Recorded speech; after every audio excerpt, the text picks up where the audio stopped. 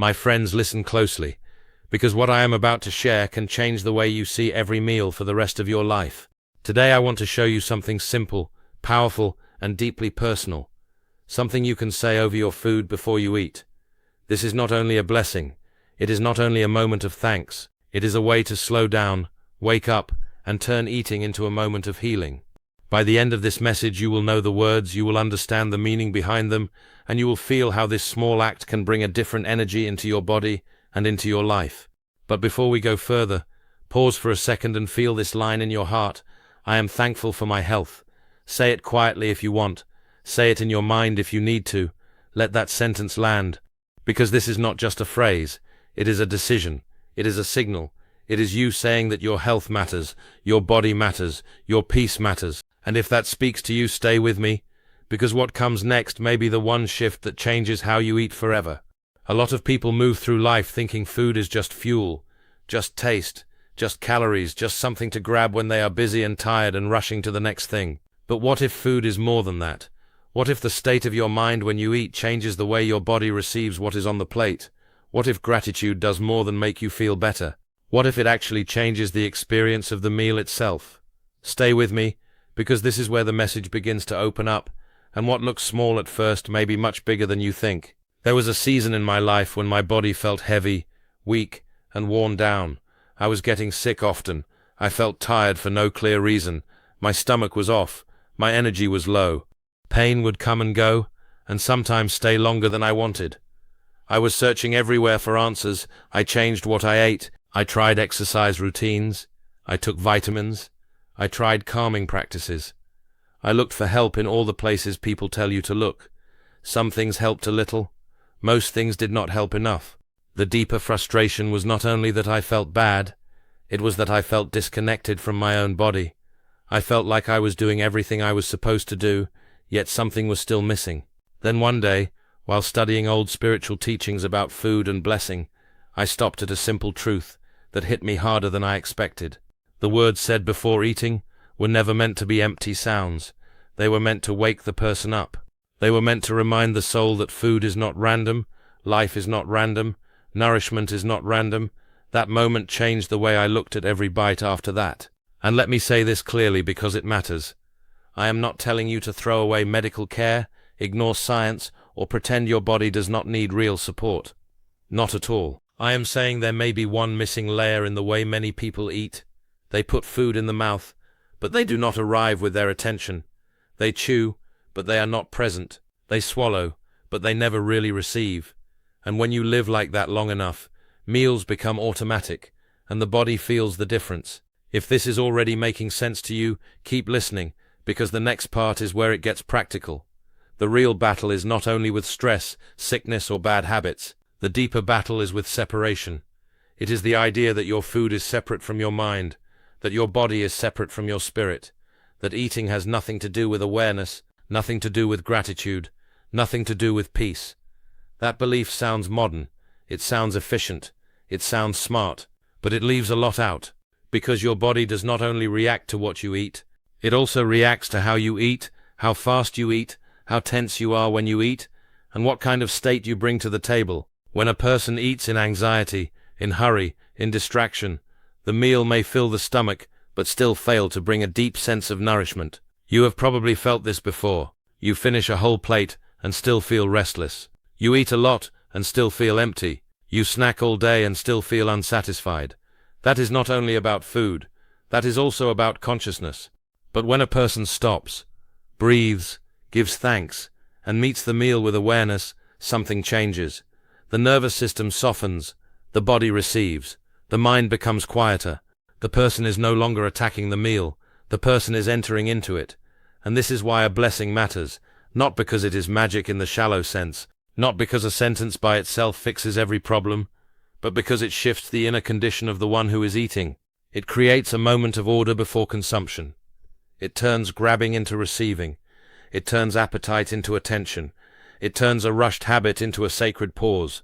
And that pause, small as it seems, may be the difference between eating on autopilot and eating in a way that actually supports life. So what do you say? In simple form, the blessing can sound like this. Blessed are you, Lord our God, King of the universe, by whose word all things came to be. That is the general blessing many people use before food. There are also specific blessings for bread, for fruit from trees, for vegetables and produce from the earth. For bread, one version says, "Blessed are you, Lord our God, King of the universe, who brings forth bread from the earth." For fruit from a tree, "Blessed are you, Lord our God, King of the universe, who creates the fruit of the tree." For produce from the ground, "Blessed are you, Lord our God, King of the universe, who creates the fruit of the earth." But here is the key, and do not miss this part, because this is where many people lose the power of it. The strength is not in saying words quickly and moving on. The strength is in understanding what you are saying while you say it. You are reminding yourself that this food is not meaningless. You are saying this meal is a gift. You are saying I will not treat this moment like nothing. You are saying I receive this with respect. You are saying I am grateful, even if your life is stressful, even if your body is tired, even if your day has been hard. In that moment, you step out of hurry and into awareness, and awareness changes the whole experience. If you have ever felt that your meals pass by in a blur, this may be the reset you needed, and the next part matters even more, because saying the words is only the first step. The way you say them changes everything. One person I once guided had serious health struggles. Blood pressure was high, cholesterol was high, blood sugar was unstable.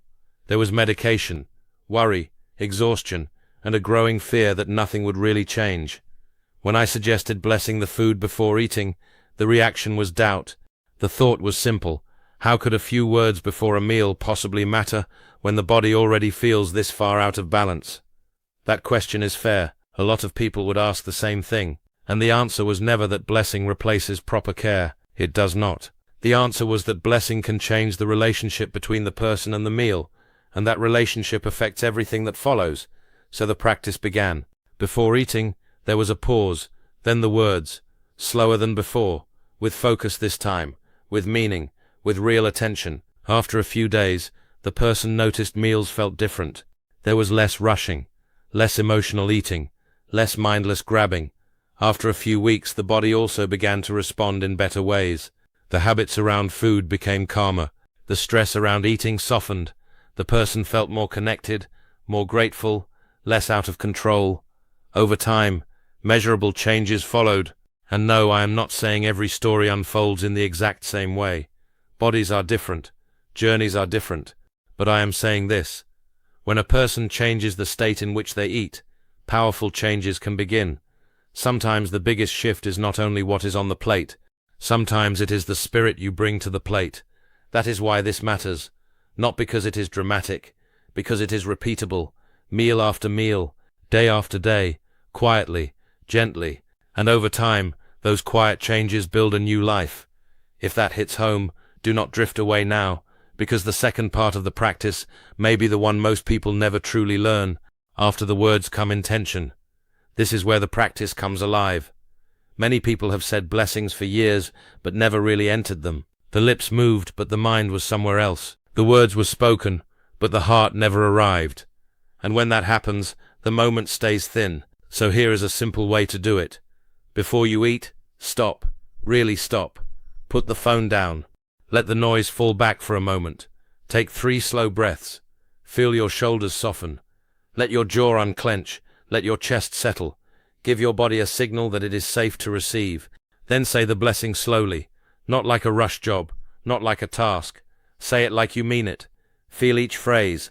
Let the meaning come through. If you want, look at the food for a moment while speaking. See it as something that will become part of you. Then bring in one clear thought. May this food bring strength, peace, and healing into my body. That is it. It does not have to be complicated. The power is in sincerity, not performance. I remember guiding someone who had constant digestive discomfort, the kind that makes eating stressful instead of joyful. Bloating, pressure, pain, unease. Every meal felt risky. When this person started the practice, the biggest change at first was not in the stomach. It was in the nervous system. There was less panic around food, less tension before the first bite, more calm, more trust. And that matters more than many people realize, because the body digests differently when the person is calm. Over days and weeks, the experience of eating changed. The body seemed to respond with less resistance. The person began to feel that meals were not an enemy anymore. They became moments of support, moments of care, moments of healing. This is why intention matters. It brings your whole self to the table. Then comes the part almost nobody wants to hear, because it sounds too simple to be powerful. Eat slowly. That is where a lot of the change happens. After the blessing, do not rush into the meal like nothing happened. Stay with the moment you created. Take one bite. Chew slowly. Notice the taste. Notice the texture. Notice the smell. Let your body actually meet the food. If you can, chew much longer than you usually do. Not to follow a rigid rule, but to become present. A surprising number of people eat like they are in a race. Fast bites, half-chewed food, eyes on a screen, mind somewhere else. Then they wonder why they feel heavy, uncomfortable, or strangely unsatisfied. Slow eating changes that. It gives the body time to register.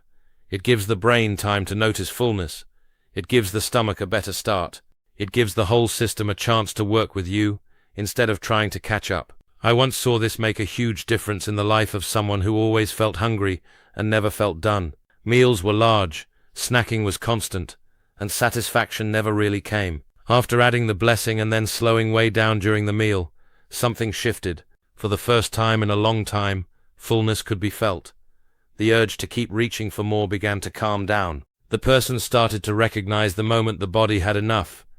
That awareness changed everything. Weight began to move in a healthier direction, energy improved, the relationship with food softened, the meal became less about chasing comfort and more about receiving nourishment. And this is why you cannot separate the blessing from the pace of eating. One prepares the mind, the other allows the body to follow through. Together they create a very different experience from the usual rush, chew, swallow, repeat cycle most people know too well. Now maybe one part of you is saying, this sounds beautiful, but real life is busy. People work, people commute, people eat on the run, people barely have time to sit, let alone pause, breathe, bless, chew slowly and stay present. I understand that, truly. But let me say this as plainly as possible. The busier life becomes, the more valuable this pause becomes. You do not need 20 minutes of ritual to begin. You need a few sincere seconds. A short stop. A real breath. A true word of thanks. That can be enough to break the spell of constant rushing. Another thought may come up too. What if I do this and nothing changes? What if I say the words, slow down, try to be mindful, and still feel the same? That question is honest. But change does not always announce itself with fireworks. Sometimes it begins quietly. The first sign may be that you feel calmer at meals. The next sign may be that you notice when you are full. Then maybe digestion feels a little easier. Maybe the meal stops feeling chaotic. Maybe your body starts to trust you again. Do not underestimate small shifts. Small shifts repeated every day become large changes over time. And here is the thing many people miss. This practice is not only about outcomes, it is also about dignity. It is about refusing to treat your body like a machine you throw things into. It is about bringing care back into one of the most repeated actions in your life. You eat every day, sometimes several times a day. That means you have repeated chances to reset your state, calm your system, and reconnect with gratitude. That is not minor, that is powerful. So no, you do not need a perfect life to do this. You need willingness, you need honesty, you need 10 seconds of attention before the first bite. Start there, keep it simple, let the practice grow naturally. I have seen this shift touch many different kinds of lives. One person lived in constant fatigue, sleeping long hours, and still waking up empty, dragging through the day with a body that never seemed fully on. After beginning this practice, the first change was not dramatic. It was subtle. Meals became calmer. The person stopped eating in a stress storm. Little by little, energy started to feel more stable. Another person carried daily pain, aches in the joints, pressure in the back, a heavy sense that the body was always fighting itself. By bringing blessing, breath, and slower eating into each meal, there was a noticeable reduction in tension around food, then a greater sense of ease through the day. Another person struggled with food in a different way, always reaching, always craving, always chasing some feeling that never lasted. But when awareness entered the meal, and gratitude slowed the hands, the person began to feel nourished instead of trapped. That is the word I want to focus on for a second, nourished. Not just full, not just stuffed, nourished. Those are not the same thing. You can be full and still feel empty. You can eat a lot and still feel lacking. This practice invites a different experience.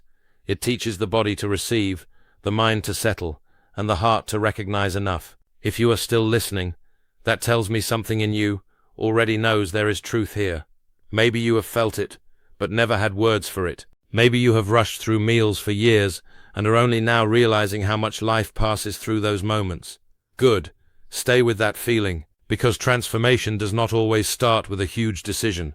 Sometimes it starts with how you meet the next bite of food. That is not poetic exaggeration. That is daily life, and daily life is where real change either grows or disappears. The deeper wisdom here is very simple. Choose life. Choose what leads to peace instead of pressure. Choose what supports the body instead of overwhelming it. Choose to eat in a way that honors the gift of being alive. Every meal asks a quiet question. Will you arrive, or will you rush? Will you receive, or will you consume without awareness? Will you bless, or will you forget that this moment matters? None of this requires perfection. Some days you will do it beautifully. Some days you will remember halfway through the meal. Some days life will be messy and the practice will feel small. Do it anyway. Even a brief blessing said sincerely can interrupt a whole pattern of mindlessness. Even one slow meal can remind your body what safety feels like. Even one moment of real gratitude can soften a hard day. So when you sit down to eat next, try this. Pause, breathe 3 times, look at the food, say the blessing in simple, clear language. Mean it, then take the first bite slowly, chew with attention, stay with the meal a little longer than usual. Notice how your body feels. Notice how your mind feels. Notice whether the meal feels different when you are actually there for it. That is how this becomes real. Not in theory, in practice, in repetition. In ordinary meals becoming sacred moments. And if you feel something shift, even slightly, do not ignore it, follow it, build on it, let it teach you. Because a healthy life is not only made of big breakthroughs, it is built from repeated moments of wisdom. A pause before eating can be one of those moments. Small, quiet, easy to miss, yet full of power when practiced with sincerity and consistency. So here is my encouragement to you. Starting with your very next meal, do not just eat, arrive, do not just swallow, receive, do not just fill your body, honor it, speak over your food with gratitude, bring calm into the moment, eat with awareness, let your meal become more than a habit. Let it become an act of healing, an act of respect, an act of life. And if this message reached you, do not let it fade the moment this ends. Carry it to the table. Test it for yourself. Give it a week. Give it your full attention. See what changes in your body, in your mood, in your digestion, in your pace, in your sense of peace. You may find that what you were missing was not another extreme fix, but a return to presence, a return to gratitude, a return to eating like your life matters, because it does. And maybe someone close to you needs this too. Maybe someone you love is eating in stress, living in rush, feeling disconnected from their body, wondering why nothing feels settled. Share this message with them. Let them hear that health is not only about what enters the mouth, it is also about the spirit that surrounds the meal. I hope you choose this. I hope you try it. I hope you let your next meal become the first step into a calmer, stronger, more alive version of you. May your food bring strength. May your body receive peace. May your mind grow quiet at the table. May your days carry more energy, more clarity, and more gratitude. And may each meal remind you that healing sometimes begins in very simple ways, with a breath, a blessing, and one fully present bite.